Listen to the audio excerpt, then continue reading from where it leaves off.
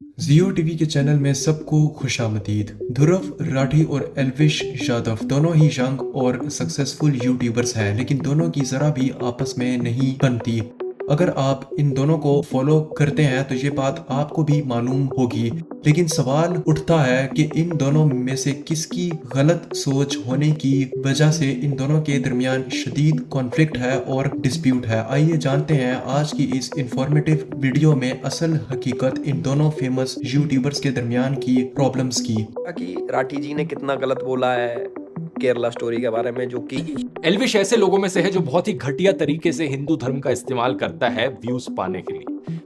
ध्रुव राठी ने एल्विश यादव को घटिया और मिसोजिनिस्ट किस्म का कंटेंट बनाने पे सख्ती से तनकीद किया था। साथ ध्रुव ने ये भी कहा था कि एल्विश उन लोगों में से है जो औरतों को बहुत ही बुरी तरह से ऑब्जेक्टिफाई करते हैं। उसने कहा एल्विश का पूरा चैनल ऐसी ही मिसोजिनिस्ट क्रिंज से भरा पड़ा है, जहां पर लड़कियों के खिलाफ ऐसे ही नफरत फैलाई जाती है और लड़कियों को ऑब्जेक्टिफाई किया जाता है। अब यहाँ पे गौर करने वाली बात ये भी है कि एल्विश ये सब कुछ फिक्शनल स्टोरीज के तौर पे करता है। अब उसकी असल जिंदगी में ऐसी सोच है या नहीं, ये एक अलग टॉपिक है, लेकिन ये सब फिक्शनल स्टोरीज हैं जिसका जवाब एल्विश यादव ने खुद भी दिया था कि एल्विश तो अपनी वीडियो में लड़कियों को ये बोलता है, वो बोलता है। अब इसका रिप्लाई क्या चीज है? इसका रिप्लाई ये है कि मेरा तो फिक्शन है, रियल लाइफ थोड़ी है। सही बात है, और क्या भाई। अब सलमान खान मूवी में नहीं पता क्या बनता है, असली में थोड़ी है।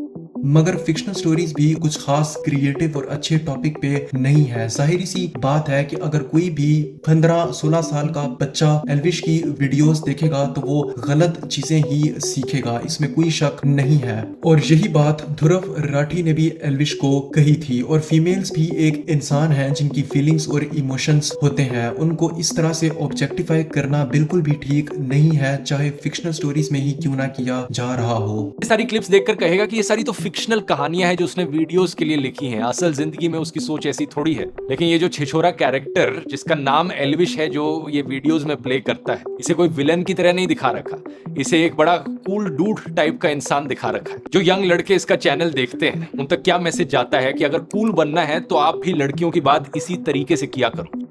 ध्रुव राठी का ये भी कहना है कि एल्विश रिलीजन का इस्तेमाल करते हैं घटिया किस्म की गैम्बलिंग एप्स को प्रमोट करने के लिए, जो बच्चों की जिंदगियों पे बहुत बुरा असर डालती हैं। और ये बात ध्रुव की बिल्कुल सही है। तमाम यूट्यूबर्स को इस तरह की फजूल गैम्बलिंग एप्स हरगिज प्रमोट नहीं करनी चाहिए, क्योंकि ये सोसाइटी पे एक बहुत बुरा असर डालती हैं और उनकी वजह से कई मासूम बच्चों की जिंदगियां भी बर्बाद हो चुकी हैं। ऐसे ऑफर आते हैं दोस्तों कि इन चीप एप्स को प्रमोट कर दो, या फिर ये बेटिंग और गैम्बलिंग की एप्स को प्रमोट कर दो, हम इतने पैसे देंगे इसके। लेकिन मेरा कहना है नहीं, मेरी कोशिश ये रही है दोस्तों कि सिर्फ ऐसी ही चीजों को प्रमोट किया जाए वीडियोस में जिनसे आप लोगों का भला हो, समाज पर एक पॉजिटिव इंपैक्ट पड़े या देश आगे बढ़े। अब एल्विश यादव ध्रुव को किन बातों की बेस पे नापसंद करते हैं और तनकीद का निशाना बनाते हैं, ये भी जान लेते हैं। दरअसल एल्विश यादव का कहना है कि ध्रुव बहुत ही बुरी तरह से अपनी ऑडियंस का ब्रेन वॉश करते हैं और उनको मैनिपुलेट करते हैं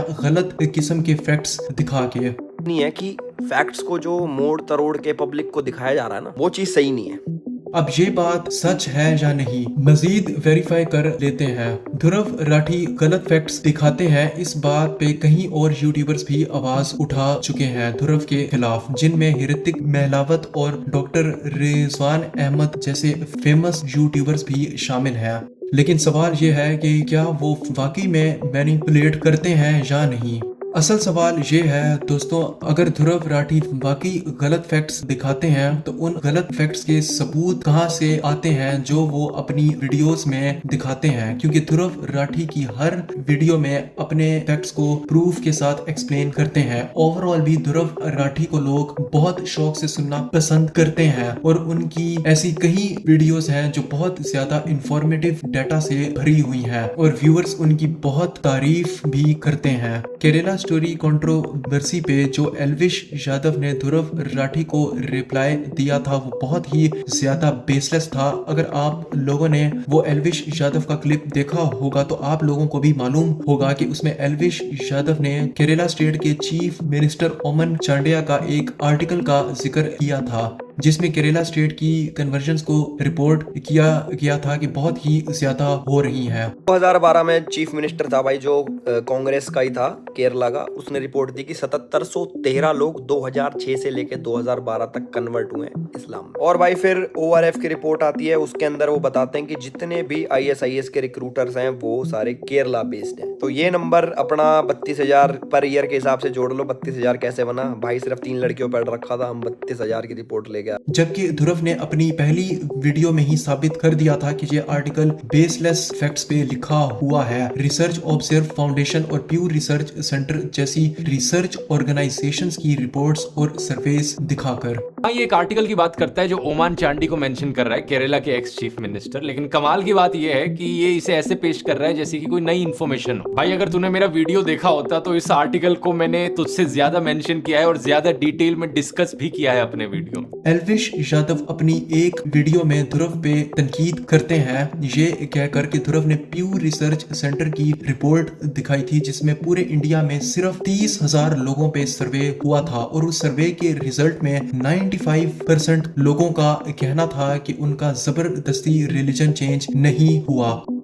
एल्विश इस रिपोर्ट को सख्ती से तनकीद करते हैं, ये कहते हुए कि 1 अरब से ज्यादा की आबादी के मुल्क में सिर्फ 30,000 का सैंपल निकाल के भला ऑथेंटिक रिजल्ट कैसे मिल सकता है। प्यू रिसर्च सेंटर की तरफ से, जिसमें इस ऑर्गेनाइजेशन ने एक लार्ज स्केल सर्वे कंडक्ट किया इंडिया में। ऑलमोस्ट 30,000 इंडियन से फेस टू फेस इंटरव्यूज में सवाल पूछे गए रिलीजन, कास्ट और नेशनल आइडेंटिटी के मुद्दों पर। अब देखो भाई ने कितने अच्छे तरीके से बोल दिया कि 30,000 लोगों का सैंपल लिया गया था 136 करोड़ लोगों की आबादी वाले देश से, जो कि 0.00002 पता नहीं कितने परसेंट भी नहीं बनता। अब यहाँ पे कोई एल्विश यादव को समझाए कि रैंडम सैंपलिंग टेक्निक इसी तरह से काम करती है और यही बात ध्रुव राठी भी जवाब में एल्विश यादव को बोलते हैं। आगे ध्रुव राठी बहुत सारी बातों पे एल्विश को सख्ती से तनकीद करते हैं, जैसे कि फजूल किस्म की बातों और फजूल किस्म के गाड़ियों के शौक और हुक्का एडिक्शन जैसी चीजों पे। हुक्के का एडिक्शन डालना, फालतू की लग्जरी गाड़ियों का दिखावा करना। और ये बात हमें मालूम होती है कि इन दोनों के दरमियान 36 का आंकड़ा है और दोनों ही एक दूसरे को सख्त नापसंद करते हैं। उम्मीद है आप लोगों ने ये वीडियो एंजॉय की होगी। ऐसी ही मजीद वीडियोस देखने के लिए जियो टीवी यूट्यूब चैनल को सब्सक्राइब करें। बहुत बहुत शुक्रिया।